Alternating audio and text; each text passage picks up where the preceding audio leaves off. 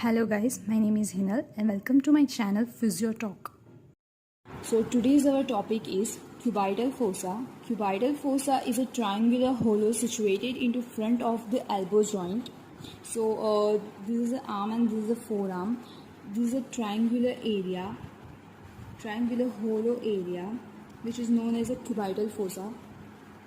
This is a humerus and there is a lateral epicondyle and medial epicondyle. From this, the lateral side there is a brachioradialis muscle and medial side there is a pronator teres muscles, which makes the boundary of the cubital fossa. So this is the boundary of the cubital fossa. Lateral border is a medial border of brachioradialis. Laterally it is a medial border of brachioradialis, means from the lateral side, lateral border is made up of medial border of brachioradialis. There is a lateral border of brachioradialis and there is a medial border of brachioradialis, and the medial border is made up of lateral border of pronator teres, because there is a medial border of pronator teres and there is a lateral border of pronator teres. So the medial side is made up of lateral border of pronator teres, and basically this is a base area which is directed upward, represented by an imaginary line front of two epicondyle. There is an imaginary line which is passing through two epicondyles. So basically it is directed upward and it's made base of the cubital fossa, and then finally there is an apex of the cubital fossa. Apex directed downward, and from where the brachioradialis and the pronator teres muscle cross. Apex is directed downward from where brachioradialis and pronator teres muscles are crossed. So basically there is the apex of the cubital fossa. So this is a boundary of the cubital fossa. Okay, so now there is a roof of cubital fossa. The first one is skin, then superficial fascia. In superficial fascia, there is a vein and nerve which pass through it. The first one is medial cubital vein, which is joining cephalic vein and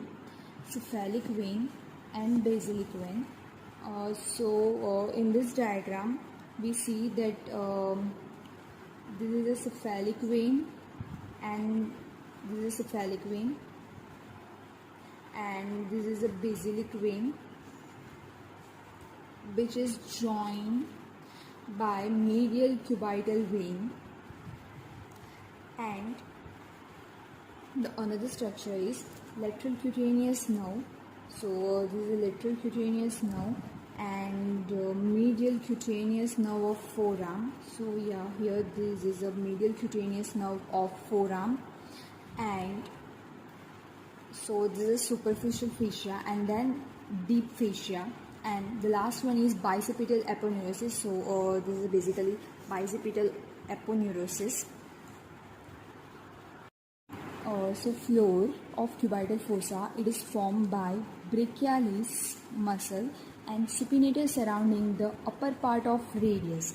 So basically there is a brachialis and supinator which is surrounding the upper part of radius. So the supinator surrounding the upper part of radius. Now we are going towards the content of cubital fossa. So the contents of the cubital fossa from the medial to the lateral side are easily recalled by the mnemonic, which is MBBS.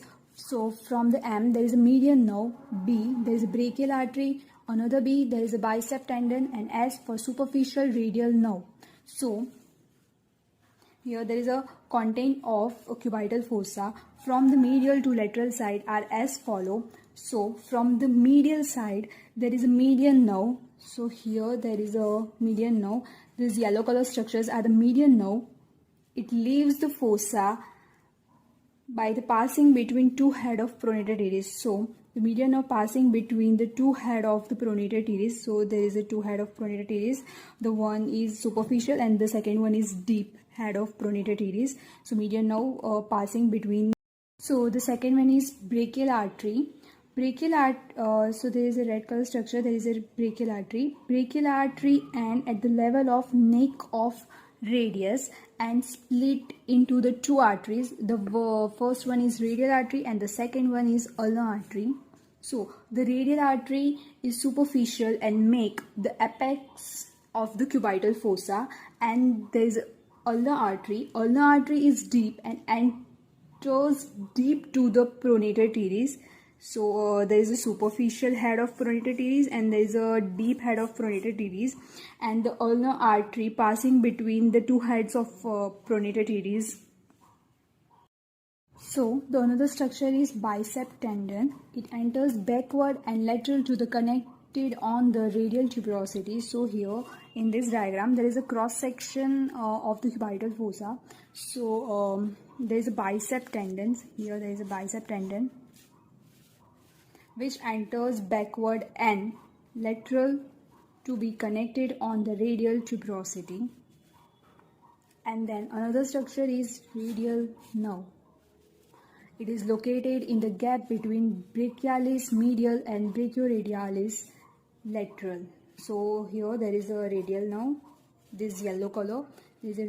So at the level of lateral epicondyle, the radial nerve break up into the two terminal branches. So we can see in this diagram. So there is a radial nerve which is laterally located and it terminates into the two parts. The first one is superficial and the second one is deep.